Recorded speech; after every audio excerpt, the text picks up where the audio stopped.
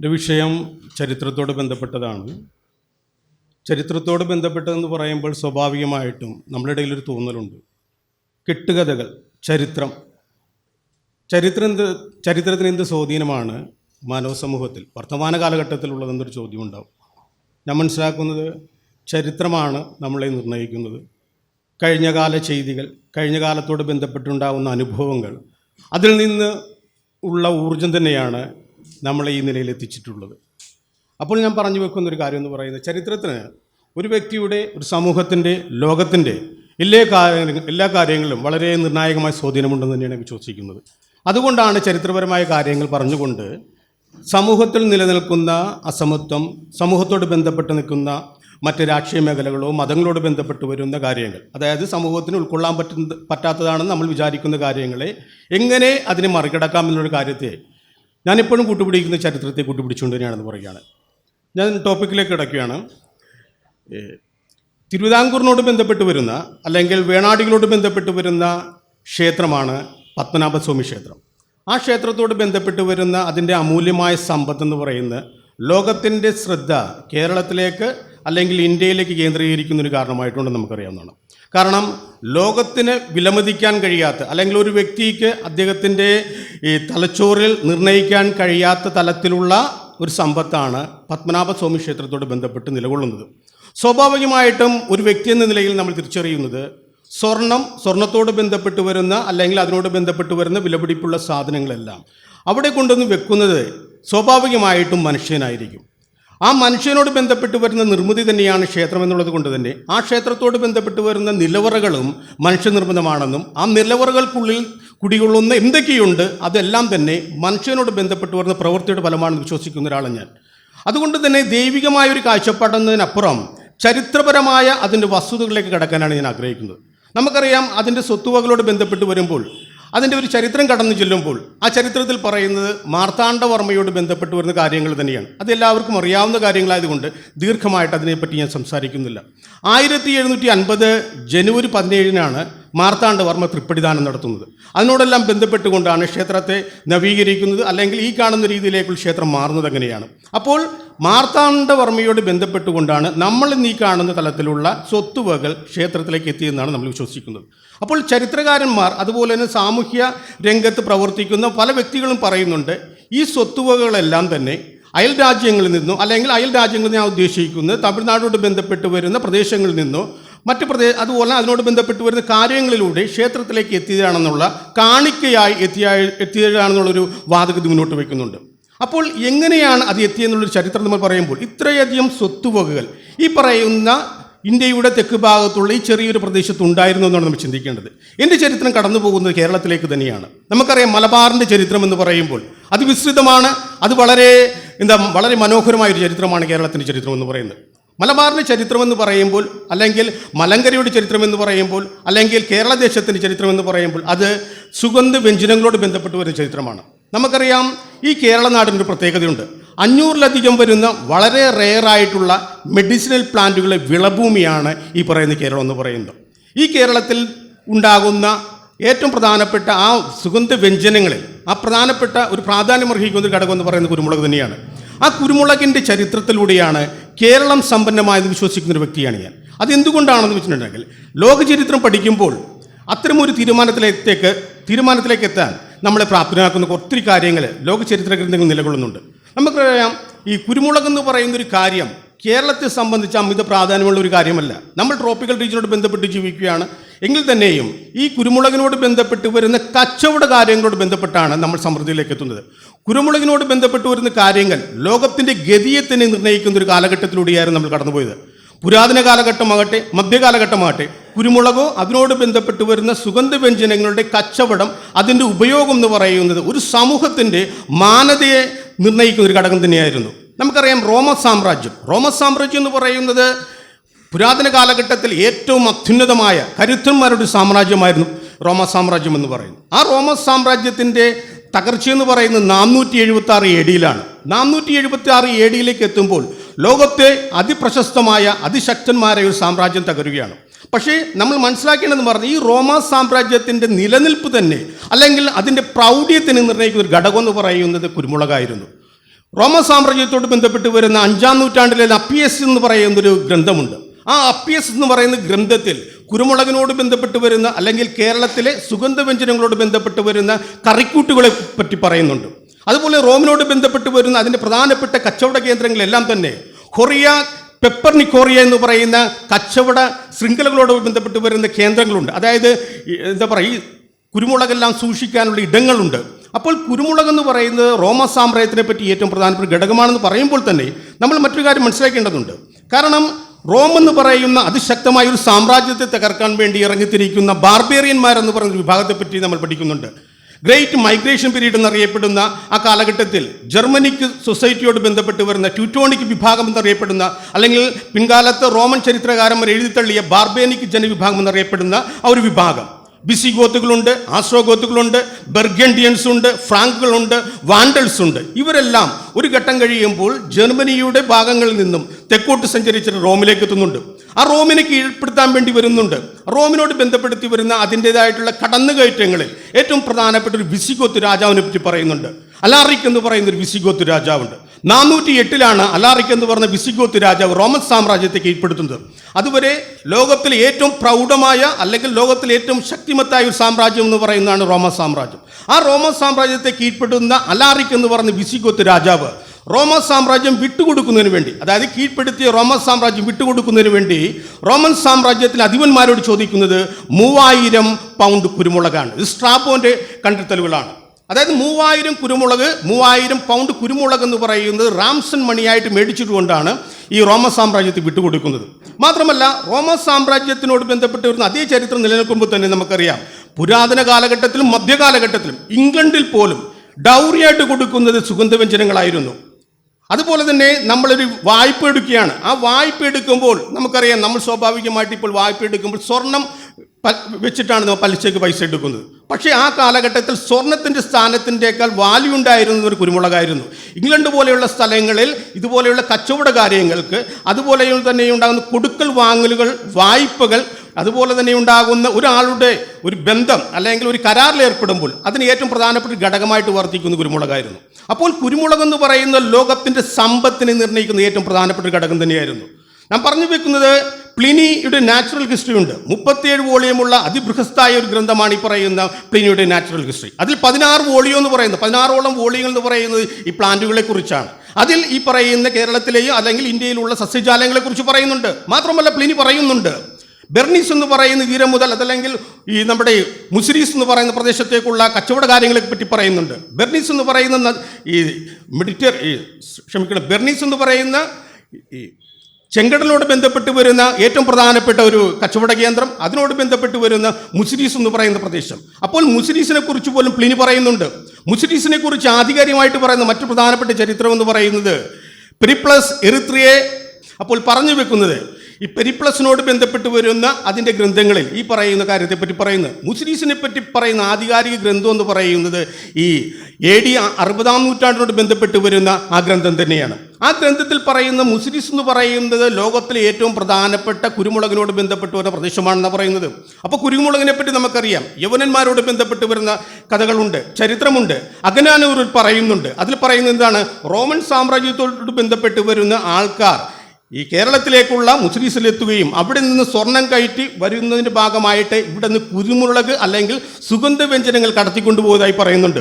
അപ്പോൾ ചരിത്രത്തിൻ്റെ ഏത് ഭാഗത്ത് നോക്കിയിട്ടുണ്ടെങ്കിലും കുരുമുളക് എന്ന് പറയുന്നത് ലോകത്തിൻ്റെ നിലനിൽപ്പിന് തന്നെ ഏറ്റവും അത്യന്താപേക്ഷിതമായ ഒരു ഘടകമായിട്ടാണ് വർദ്ധിക്കുന്നത്. അപ്പോൾ ആ കുരുമുളകിൻ്റെ കച്ചവട കാര്യങ്ങളോട് ബന്ധപ്പെട്ട് വരുന്ന ഇടനിലക്കാരായിട്ട് വർദ്ധിച്ചിട്ടുള്ള രാജ്യങ്ങൾ പോലും സമ്പന്നതയിലേക്ക് പോകുമ്പോൾ നമ്മളൊരു കാര്യം മനസ്സിലാക്കേണ്ടതുണ്ട്. ഏറ്റവും പ്രധാനപ്പെട്ട റോമിനെ പോലുള്ള രാജ്യങ്ങളെല്ലാം തകർച്ചയിലേക്ക് മാറുകയാണ്. കാരണം റോമിൽ ഈ പറയുന്ന ഉൽപ്പന്നങ്ങൾ, അതായത് കുരുമുളകിന് വേണ്ടി ഉണ്ടാകുന്ന അതിൻ്റെ ഭാഗമായിട്ട് അതിനുവേണ്ടി ചെലവഴിക്കാനുള്ള മറ്റുൽപ്പന്നങ്ങൾ കാര്യമായ രീതിയിൽ ഇല്ലാത്തത് കൊണ്ട് തന്നെ അവിടെ ഉണ്ടാകുന്ന സ്വർണ്ണമാണ് ഈ പറയുന്ന കേരള തീരത്തിലേക്ക് അല്ലെങ്കിൽ മലബാർ തീരത്തേക്ക് എത്തുന്നത്.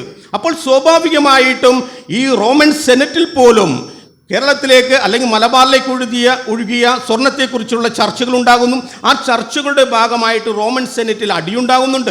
അപ്പോൾ അത്രയ്ക്ക് വിഖ്യാതമായ ഒരു ഘടകം തന്നെയായിരുന്നു ഈ റോമൻ സാമ്രാജ്യത്തിൽ. അതുപോലെ തന്നെ ലോകരാഷ്ട്രങ്ങളുടെ അവരുടെ നിലനിൽപ്പിൽ തന്നെ പ്രധാന സ്വാധീനം ചെലുത്തിയാണ് കുരുമുളക് എന്ന് പറയുന്നത്. നമുക്കറിയാം ഈജിപ്റ്റ് എന്ന് പറയുന്നത്, ഈജിപ്റ്റ് എന്ന് പറയുമ്പോൾ അതിന് ചരിത്രത്തിൽ നമ്മൾ ഏറ്റവും പ്രധാനപ്പെട്ട ഘടകം എന്ന് പറയുന്നത് മമ്മിയോട് ബന്ധപ്പെട്ടാണ്.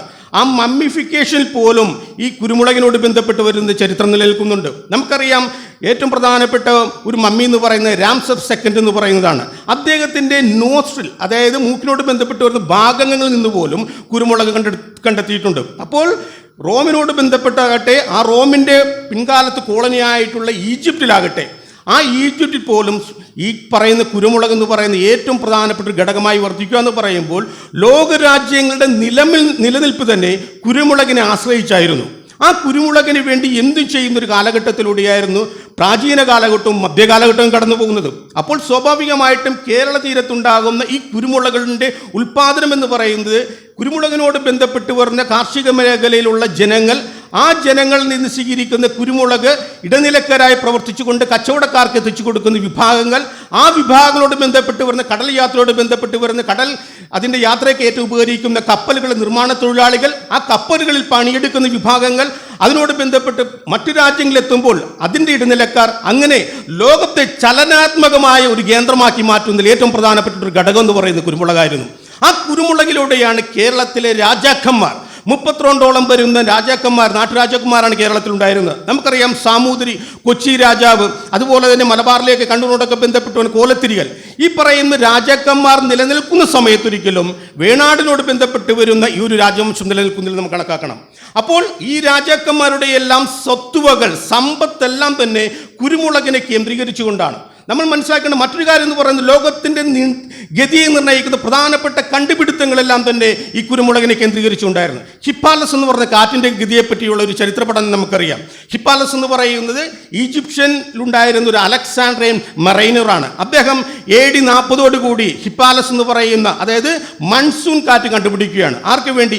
ഈജിപ്തിലെ ജനവിഭാഗങ്ങൾക്ക് വേണ്ടി ആ ഒരു കാറ്റിൻ്റെ ഗതി കണ്ടുപിടിക്കുകയാണ്. അതിനു മുമ്പും യൂറോപ്പിലേക്ക് ഈ പറയുന്ന സുഗന്ധവ്യഞ്ജനങ്ങൾ എത്തുന്നുണ്ട്. പക്ഷേ ഏത് വഴിയാണ്, ഏത് മാർഗമാണ്, എങ്ങനെയാണ് എത്തുന്നതെന്ന് അറിയുന്നില്ല. അപ്പോൾ ഹിപ്പാലസ് എന്ന് പറയുന്ന ആ വ്യക്തി ആ കാറ്റിൻ്റെ ഗതി കണ്ടുപിടിക്കാൻ വേണ്ടി ഇറങ്ങിത്തിരിക്കുന്നതിൻ്റെ പുറകിലും കുരുമുളക് എന്ന് പറഞ്ഞ ശക്തിയുണ്ട്. 1420 കാലഘട്ടങ്ങളിൽ നമുക്കറിയാം കോൺസ്റ്റാന്റിനോപ്പിളിനോട് ബന്ധപ്പെട്ട ഒരു തകർച്ചയുടെ ചരിത്രം പഠിച്ചിട്ടുണ്ട്. അതവിടെ മാറ്റിവെക്കുകയാണ്. 1420 കാലഘട്ടങ്ങളിൽ റോമൻ സാമ്രാജ്യത്തിൻ്റെ കീഴിലുള്ള അത്യുന്നതമായ അല്ലെങ്കിൽ ആ പ്രൗഢിയോട് വിരാജിക്കുന്ന 2 രാഷ്ട്രങ്ങളേ ഉള്ളൂ. ഒന്ന് സ്പെയിനും ഒന്ന് പോർച്ചുഗലുമാണ്. അപ്പോൾ പോർച്ചുഗലിനോട് ബന്ധപ്പെട്ട് വരുന്ന ഒരു ചരിത്ര ഗവേഷണ രംഗത്ത് ഏറ്റവും പ്രശസ്തനായ ഒരു വ്യക്തിയുണ്ട്. കാരണം നമുക്കറിയാം ആ മേഖലയിലുണ്ടാകുന്ന പ്രശ്നങ്ങളെ തരണം ചെയ്തുകൊണ്ട് ഇന്ത്യ എന്ന് പറയുന്ന പ്രദേശത്തേക്ക്, അല്ലെങ്കിൽ സ്പൈസസ് എവിടെ നിന്നാണ് വരുന്നതെന്ന് കണ്ടുപിടിക്കാൻ വേണ്ടി ഉണ്ടാകുന്ന സാഗ്രസ് എന്ന് പറയുന്ന അക്കാദമി സ്ഥാപിച്ച ഹെൻറി ദ നാവിഗേറ്റർ എന്ന് വളരെ പ്രശസ്ത രാജാവിനെ പറ്റി നമുക്കറിയാം. അപ്പോൾ ഹെൻറി എന്ന് പറയുന്ന ആ രാജാവ് പോലും ഈ പറയുന്ന പ്രദേശങ്ങളിൽ നിന്ന് സ്പൈസസ് കണ്ടെത്താനുള്ള ഉറവിടങ്ങളുടെ അതിൻ്റെ പുറകിൽ സഞ്ചരിച്ച ഒരാളാണ്. അതിനോടെല്ലാം ബന്ധപ്പെട്ടുകൊണ്ടാണ്, അല്ലെങ്കിൽ സ്കൂൾ ഓഫ് സാഗ്രസ് എന്ന് പറയുന്ന അതിൻ്റെ ഒരു ഉൽപ്പന്നമായിരുന്നു ബെർത്തലോമിയോ ഡയസ് എന്ന് പറയുന്നത്. ആ ബെർത്തലോമിയോ ഡയസിനോട് ബന്ധപ്പെട്ട് വരുന്ന കണ്ടുപിടുത്തങ്ങൾ എന്ന് പറയുന്നതും അത് ഇൻഡസ് എന്ന് പറയുന്ന അല്ലെങ്കിൽ കുരുമുളകിൻ്റെ കേന്ദ്രമായിട്ടുള്ള മലബാർ തന്നെയായിരുന്നു. ആ ബെർത്തലോമിയോ ഡയസിനോട് ബന്ധപ്പെട്ടാണ് പിന്നീട് വാസ്കോ ഡി ഗാമ ഇന്ത്യയിലെത്തുന്നത്. കേപ്പ് ഗുഡ് ഹോപ്പിലൂടെ സഞ്ചരിച്ച് ഇന്ത്യയിലെത്തുന്നത്. പിന്നീട് കബ്രാൽ വരുന്നു, അതുപോലെ തന്നെ അൽബുക്കർ വരുന്നു, അൽമേഡ വരുന്നു. നമ്മളിവിടെ ഒരു കാര്യം മനസ്സിലാക്കണം. 1501 അതായത് പോർച്ചുഗലിലെ രാജാവായിട്ടുള്ള ഡോൺ മാനുവൽ, അദ്ദേഹത്തിൻ്റെ ഈ ടൈറ്റുകളുണ്ട്. അതിൽ അദ്ദേഹം വെക്കുന്നൊരു പുതിയൊരു ശൈലി എന്ന് പറയുന്നത് എന്താണെന്ന് വെച്ചിട്ടുണ്ടെങ്കിൽ, അതായത് എത്യോപ്യ, അറേബ്യ, അതുപോലെ തന്നെ പേർഷ്യ, ഇന്ത്യ, ഇത്തരം രാജ്യങ്ങളെ പിടിച്ചെടുക്കാനും അവരുമായി കച്ചവട ബന്ധത്തിൽ ഏർപ്പെടാനുള്ള ലോകത്തെ ഒരു ശക്തി എന്ന് പറയുന്ന ഡോം മാനുവല എനിക്കാണെന്നാണ് പറയുന്നത്. അതായത് കച്ചവട കാര്യങ്ങൾക്ക് വേണ്ടി നിലനിൽക്കുന്ന ലോക സാമ്രാജ്യങ്ങൾ അവരുടെ ഉന്നോ എന്ന് പറയുന്നത് മലബാറായിരുന്നു. മാത്രമല്ല നാം പറഞ്ഞു വെക്കുന്നത് അൽബുക്കർ ദ ഗ്രേറ്റ് എന്ന് പറയുന്നുണ്ട്. ആര്? പോർച്ചുഗീസ് ചരിത്രകാരന്മാർ. എന്തുകൊണ്ടാണ് കേരളത്തിലെത്തി മലബാറിലെത്തി പോർച്ചുഗീസുകാർക്ക് വേണ്ടി കുരുമുളക് കണ്ടെത്താനും അത് സ്വായത്തമാക്കാനുള്ള എല്ലാവിധ കാര്യങ്ങളും നടത്തിയത് കൊണ്ടാണ് അൽബുക്കർക്കിനെ ഗ്രേറ്റ് എന്ന് പറയുന്ന ഒരു ബിരുദം പോർച്ചുഗൽ വിഭാഗം ചെയ്തു കൊടുക്കുന്നത്. നമുക്കറിയാം കാമോയിസ് എന്ന് പറയുന്ന പോർച്ചുഗലിൻ്റെ ഏറ്റവും പ്രധാനപ്പെട്ടിട്ടുണ്ട്, അവരുടെ ഏറ്റവും കവിതകളുണ്ട്. വാസ്കോ ഡി ഗാമയെ ഏറ്റവും പ്രധാനപ്പെട്ട നായകനായിട്ടാണ് കാമോയിസിൽ രേഖപ്പെടുത്തിയിരിക്കുന്നത്. കാരണം എന്തുകൊണ്ടാണ്? കുരുമുളക് കണ്ടുപിടിക്കാനുള്ള മാർഗം കാണിച്ചു കൊടുത്തൊരു വ്യക്തിയായിരുന്നു വാസ്കോ ഡി ഗാമ. അതിനുശേഷമാണ് പോർച്ചുഗലിനെ അനുകരിച്ചുകൊണ്ട് സ്പെയിനും അതിനുശേഷം പിൻകാലത്ത് ഈ പറഞ്ഞ ഇംഗ്ലണ്ടും അതുപോലെ ഫ്രാൻസും അതുപോലെ ഡച്ചുകാരുമെല്ലാം ഈ ഒരു മേഖലയിലേക്ക് എത്തുന്നത്. അപ്പോൾ കോളനി വൽക്കരണത്തിന് പോലും കാരണമായിട്ടുള്ള ഒരു കാര്യം എന്ന് പറയുന്നത് കുരുമുളകായിരുന്നു. കുരുമുളക് തേടി അതിൻ്റെ വഴിയിലൂടെ എത്തിയത് കൊണ്ടാണ് പോർച്ചുഗൽ സമ്പന്നമായത്.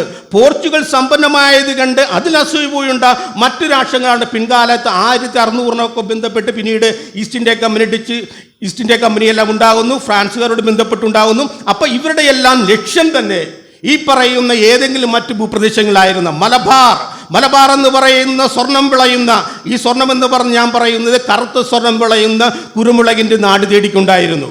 നമുക്കറിയാം വെനീസുകാരെ പറ്റി നമ്മൾ കേട്ടിട്ടുണ്ട്. വെനീസ് എന്ന് പറയുമ്പോൾ നമ്മൾ മനസ്സിലാക്കുന്നു, വെനീസ് എന്ന് പറഞ്ഞ യൂറോപ്പിലെ ഏറ്റവും പ്രധാനപ്പെട്ട ശക്തിയാണ്. എങ്ങനെ സമ്പന്നമായ ഒരു രാഷ്ട്രമാണ്. ഞാൻ നേരത്തെ പറഞ്ഞ കാര്യം തന്നെയാണ് പറയുന്നത്.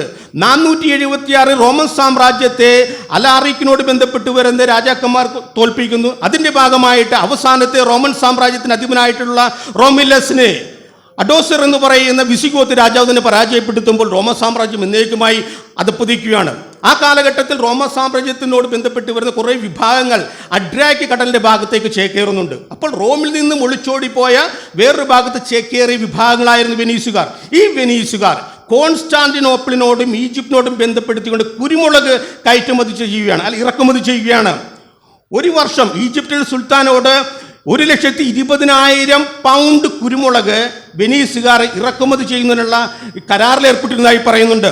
അപ്പോൾ എന്താ പറയുന്നത്, കുരുമുളക് എന്ന് പറയുമ്പോൾ നമുക്കറിയാം ആ കാർഗോ ഒരു 6 കാർഗോ ഉണ്ടെങ്കിൽ ഈ 5 കാർഗോ തകർന്നു പോയാൽ, നഷ്ടപ്പെട്ടാൽ ആ അവശേഷിക്കുന്ന ആ ഒരു കാർഗോയിൽ അവശേഷിക്കുന്ന എന്താണോ ആ കുരുമുളക് കൊണ്ട് ആ 6 കാർഗോയിൻ്റെയും സ്വത്തുവകൾ അല്ലെങ്കിൽ ലാഭമുണ്ടാക്കാൻ കഴിയുന്നതായിരുന്നു കുരുമുളക് എന്ന് പറയുന്നത്. കുരുമുളക് എന്ന് പറയുന്ന അതിൻ്റെ പുറകിൽ സഞ്ചരിച്ചത് കൊണ്ടാണ് ലോകം മുഴുവൻ മലബാറിലേക്ക് സഞ്ചരിച്ചെന്ന് ഞാൻ പറയുന്നത് വ്യക്തികളുടെ ഒരു കൂട്ടമായ പ്രവാഹത്തെക്കുറിച്ചല്ല, മറിച്ച് മലബാർ എന്ന് പറയുന്ന ഒരു പ്രദേശത്തുണ്ടാകുന്ന കുരുമുളക് വീണ്ടെടുക്കാൻ വേണ്ടി എന്തെല്ലാം ചെയ്യാൻ പറ്റുമോ അതെല്ലാം ചെലവഴിക്കുന്നു. അങ്ങനെ ചെലവഴിച്ചത് കൊണ്ടാണ് സ്വത്തുവകകൾ ഈ പറയുന്ന ഭൂമിയിലേക്ക് എത്തുന്നത്.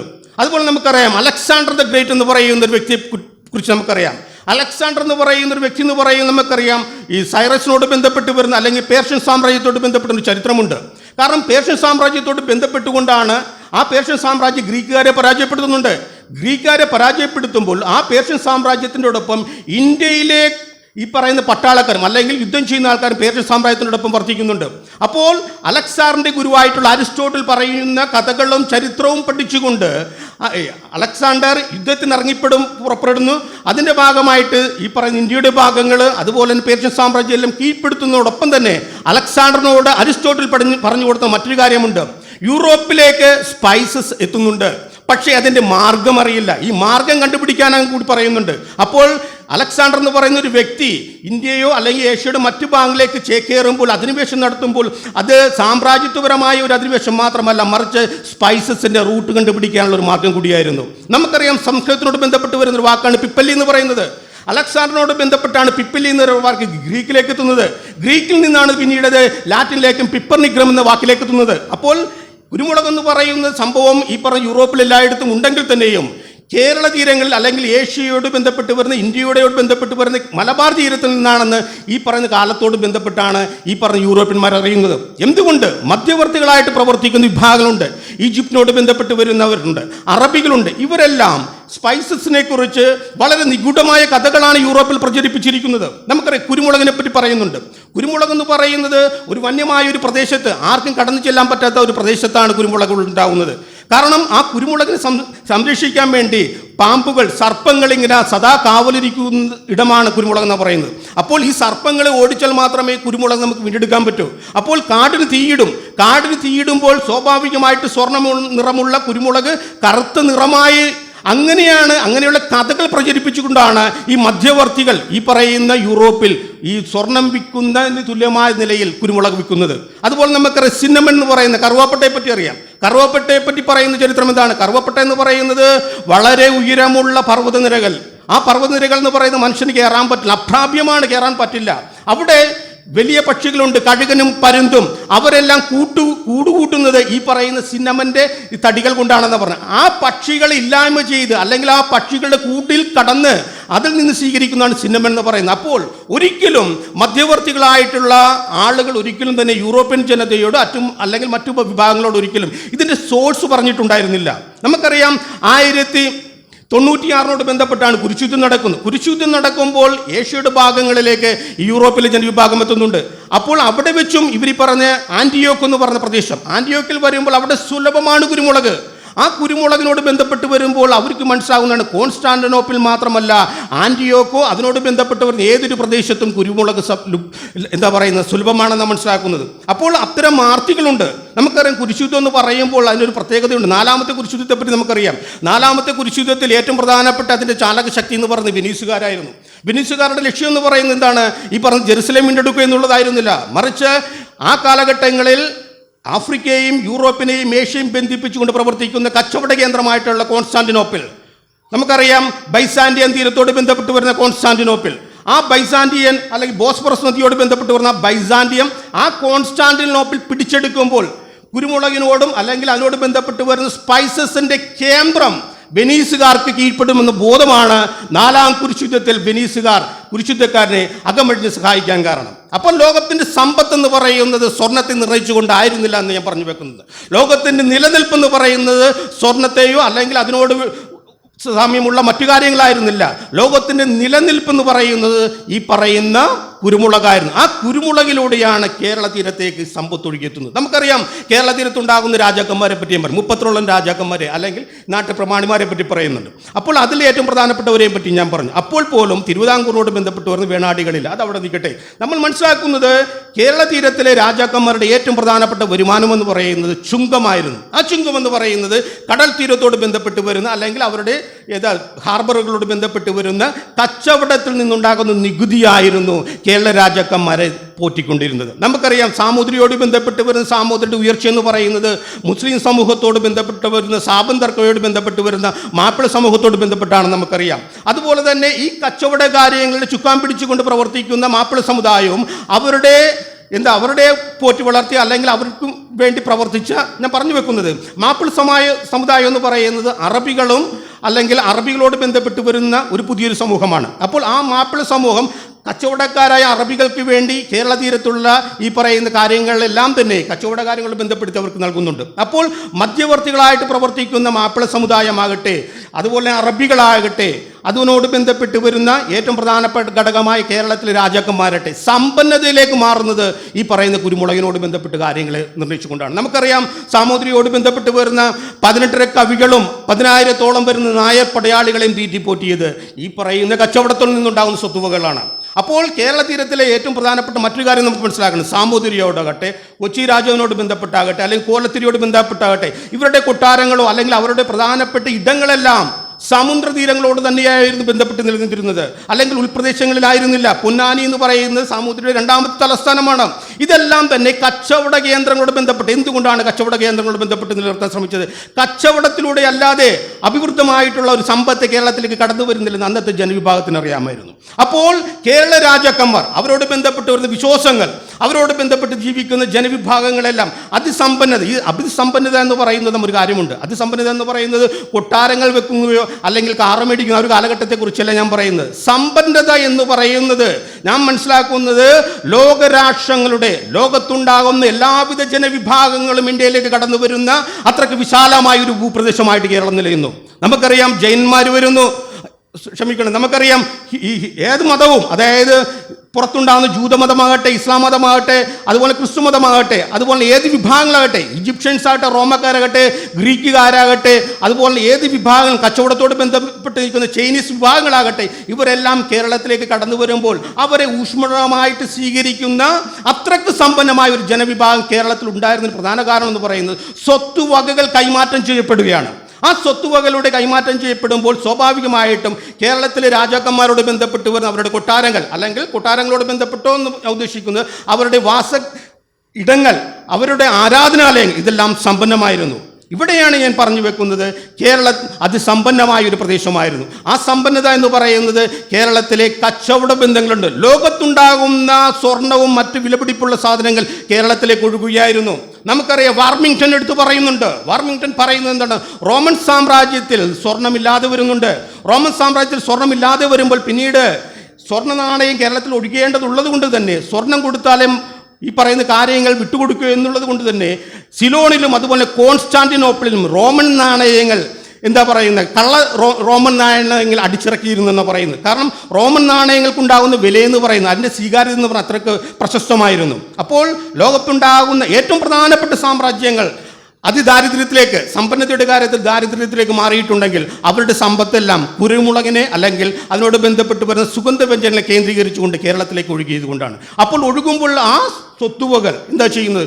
ഇവിടുത്തെ ഭരണാധികാരികളോട് ബന്ധപ്പെട്ട് വരുന്ന അവരുടെ ഏറ്റവും പ്രധാനപ്പെട്ട ഇടങ്ങളെ കേന്ദ്രീകരിച്ചുകൊണ്ട് സ്വരൂപിക്കപ്പെടും. ഇവിടെയാണ് നമ്മൾ മനസ്സിലാക്കേണ്ടത്. 1720 കാലഘട്ടങ്ങളിൽ 1720 കാലഘട്ടങ്ങളിൽ രാമവർമ്മ ഈ തിരുവിതാംകൂർ ഭരിക്കുന്ന കാലഘട്ടത്തിൽ ഈ മാടമ്പിമാരായിട്ട് തിരുവിതാംകൂറിലെ ഈ മാർത്താണ്ഡവർമ്മയും അതിനോട് ബന്ധപ്പെട്ട് വിഭാഗങ്ങൾ കണക്കാക്കുന്ന 8 വീട്ടിപ്പിള്ളമാരും അവരോട് ബന്ധപ്പെട്ട ആൾക്കാരുടെ ഈ ശല്യം സഹിക്കാതെ വരുമ്പോൾ ആർക്കാട്ട് നവാബുമായി ഒരു സന്ധിയിൽ ഏർപ്പെടുന്നുണ്ട്. ആർക്കാട്ട് നവാബ് എന്ന് പറഞ്ഞാൽ കർണാടകയിലെ ഉള്ള ആർക്കാട്ട് നവാബ്, അതായത് ഡൽഹി മുഗൾ ഭരണാധികാരിയുടെ ഗവർണറായിട്ടുള്ള ആർക്കാട്ട് നവാബ് ഈ സന്ധിയിൽ പറയുന്നത്, അതായത് കേരള തീരത്തുള്ള വെറും ഒരു ജന്മി മാത്രമായിട്ടാണ് ഈ പറയുന്ന രാമവർമ്മയെ പറയുന്നത്. അതായത് ആ പ്രധാനപ്പെട്ട കൊടുക്കൽ വാങ്ങൽ അല്ലെങ്കിൽ അവരുടെ സഹായഹസ്തം നേടാൻ വേണ്ടി ഉണ്ടാകുന്ന സന്ധിയിൽ പറയുന്നത് ഏറ്റവും പ്രധാനപ്പെട്ട ഒരു വ്യക്തി എന്ന രീതിയിൽ എങ്ങനെയാണ്, അതൊരു രാജാവെന്ന രീതിയിൽ ഒരിക്കലും അത് രേഖപ്പെടുത്തിയിട്ടില്ല. ഒരു പെറ്റി സെമീന്ദാർ എന്ന് മാത്രമാണ് ആ രേഖയിൽ പറയുന്നത്. അതായത് 1720 വെറും ഒരു പെറ്റി അല്ലെങ്കിൽ വെറും ഒരു സാധാരണ ഒരു മാടമ്പിയായിരുന്ന ഒരു തിരുവിതാംകൂർ രാജാക്കന്മാർ 1750 ലോകത്തെ ഏറ്റവും പ്രശസ്തമായ സമ്പന്നത കൈവശം സൂക്ഷിക്കുന്ന വിഭാഗമായി മാറിയിട്ടുണ്ടെങ്കിൽ അവിടെയാണ് ഞാൻ പറയുന്നത് മാർത്താണ്ഡവർമ്മയോട് ബന്ധപ്പെട്ട് വരുന്ന പടയോട്ടങ്ങൾ. നമുക്കറിയാം, മാർത്താണ്ഡവർമ്മ എന്ന് പറയുന്നത് 8 വീട്ടിപ്പിള്ളമാരെയും അല്ലെങ്കിൽ 8 കൂട്ടങ്ങളോടൊക്കെ ബന്ധപ്പെട്ട് വരുന്ന ആൾക്കാരെ കൊല്ലാൻ വേണ്ടി മധുരയിൽ നിന്ന് നായ്ക്കന്മാരെ കൊണ്ടുവരുന്നുണ്ട്. 1734 ആകുമ്പോൾ മറവന്മാരെ കൊണ്ടുവരുന്നുണ്ട്. ഈ മറവ സമുദായത്തോട് ബന്ധപ്പെട്ട് വരുന്ന ആൾക്കാരെയും നായർ പടയാളികളെയും ചേർത്ത് പിടിച്ചുകൊണ്ട് അവർ നടത്തുന്ന പടയോട്ടങ്ങളുണ്ട്. ഈ പെരിയാർ എന്ന് പറഞ്ഞ നമുക്ക് ആലുവയുടെ കിഴക്കൻ പ്രദേശങ്ങൾ തെക്കോട്ടുള്ള എല്ലാ ഭാഗങ്ങളും സാമൂതിരിക്ക് വേണ്ടി ഈ പറയുന്ന നായർ പടയാളികളും അതുപോലെ മറവ സമുദായം കൊള്ളയടിക്കുകയാണ്. നമ്മൾ മനസ്സിലാക്കേണ്ട ഒരു കാര്യമുണ്ട്, ഇത്തരം കൊള്ളയടിക്കുമ്പോൾ ഹിന്ദുക്കളോട് ബന്ധപ്പെട്ട് വരുന്ന സ്വത്തുവകകളാണ് മാർത്താണ്ഡവർമ്മയ്ക്ക് വേണ്ടി കൊള്ളയടിക്കപ്പെടുന്നത്. ആ കൊള്ളയടിക്കുന്ന സ്വത്തുവകകൾ മലബാറിനോടിൻ്റെ പ്രദേശങ്ങൾ അല്ലെങ്കിൽ ഈ കൊച്ചിയുടെ പ്രദേശങ്ങളിൽ നിന്നെല്ലാം പിന്നീട് തിരുവിതാംകൂറിലേക്ക് എത്തുമ്പോൾ സ്വാഭാവികമായിട്ട് ഹിന്ദുക്കൾക്കുണ്ടാകുന്ന എതിർപ്പുണ്ട്. ഈ വെറുപ്പിനെയും എതിർപ്പിനെയും നിരാകരിക്കാനും അതിനെ ഇല്ലായ്മ ചെയ്യാൻ വേണ്ടിയാണ് അദ്ദേഹം ഏറ്റവും പ്രധാനപ്പെട്ട ഒരു കാര്യം ചെയ്യുന്നത്. ഇതാണ് തൃപ്പടിദാനം നടത്തുന്നത്. കാരണം ദൈവത്തിന് സമർപ്പിക്കുന്ന ഒരു സ്വത്തുവകളും ഒരു ഹിന്ദു രാജാക്കന്മാരും ചോദിച്ചു വാങ്ങില്ലെന്ന് നമുക്കറിയാം. കാരണം ഹിന്ദുക്കൾ എന്ന് പറയുന്ന ദൈവവിശ്വാസത്തോട് ബന്ധപ്പെട്ടാണ് നിലനിൽക്കുന്നത്. ആ ദൈവവിശ്വാസത്തിൽ ഒരിക്കലും ദൈവത്തിന് വേണ്ടി സമർപ്പിക്കപ്പെട്ട ഒന്നും തന്നെ തിരിച്ചു വാങ്ങില്ലെന്നുള്ളൊരു ബോധം, ആ യുക്തിയാണ് 1750 തൃപ്പടിദാനം നടത്താൻ മാർത്താണ്ഡവർമ്മയെ പ്രേരിപ്പിച്ചത്. മാത്രമല്ല, ആ തൃപ്പടിദാനം നടത്തുമ്പോൾ പോലും അദ്ദേഹം നമുക്കറിയാം, തൃപ്പടിദാനം നടത്തുമ്പോൾ പോലും ആ 50 നടത്തിയ 54 ചങ്ങനാശ്ശേരി രാജാവിനെ പിന്നീട് അദ്ദേഹം കീഴ്പ്പെടുത്തുന്നുണ്ട്. അപ്പോൾ രാജാവെന്ന് പറയുന്ന ദൈവത്തിൻ്റെ ദാസനും ദൈവത്തിൻ്റെ ഹിതമനുസരിച്ച് പ്രവർത്തിക്കുന്ന അതേ രാജാവ് തന്നെ 1754 ചങ്ങനാശ്ശേരി രാജാവിനെ കൊള്ള ചെയ്ത് കൊട്ടാരവും ക്ഷേത്രങ്ങളും കൊള്ളയടിക്കുന്നുണ്ടെങ്കിൽ അവിടെയാണ് നമ്മൾ പറഞ്ഞു വെക്കുന്നത്, കൊള്ളയടിക്കപ്പെട്ട രക്തം പുരണ്ട സ്വത്തുവകകളാണ് ക്ഷേത്രത്തോട് വേണ്ടി നിലനിൽക്കുന്നത്. ആ സ്വത്തുവകകളിൽ കടൽ കടന്നു പോയ കുരുമുളകിൻ്റെയും ചരിത്രം നിലനിൽക്കുന്നുണ്ട്. നന്ദി, നമസ്കാരം.